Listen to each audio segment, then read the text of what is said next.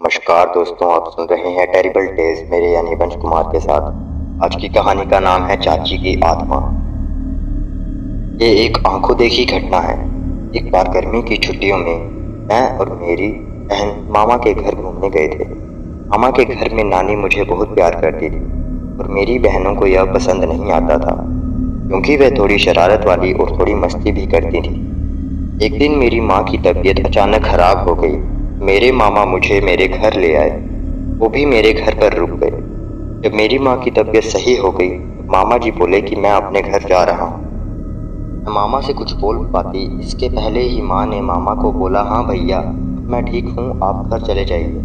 मेरे घर पर मैं और मेरी माँ ही बची। 2-4 दिन बीत गए। अब एक दिन रात को मुझे जोर से प्यास लगी और मैं आंगन में पानी पीने के लिए उठी।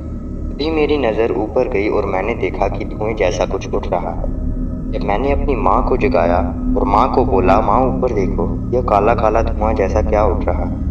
मेरी माँ समझ गई कि यह मेरी चाची की आत्मा है जो मुझे लेने आई थी, क्योंकि मरने से पहले मेरी चाची ने कहा था कि मैं तुम्हारी बड़ी बेटी को छोड़ूंगी नहीं। मेरी माँ ने मुझे बुला दिया और खुद घर के पीछे नहर का पेड़ के नीचे बैठकर फिर वो रोने भी लगी, क्योंकि खुदाइन मेहंदी के पेड़ पर हमेशा रात 11:30 बजे के बाद चुड़ैल आत्मा भूत प्रेत निवास करते हैं और उसी पे चाची की आत्मा भी रहती थी। तभी मैंने देखा कि मेरी माँ के आसपास बहुत सारी औरतें बैठी हुई हैं।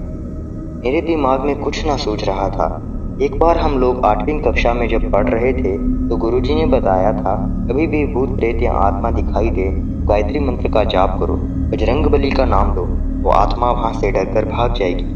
उस वक्त यह बात मुझे याद आ गई और मैंने वैसा ही किया। ऐसे गुरुजी ने बताया था।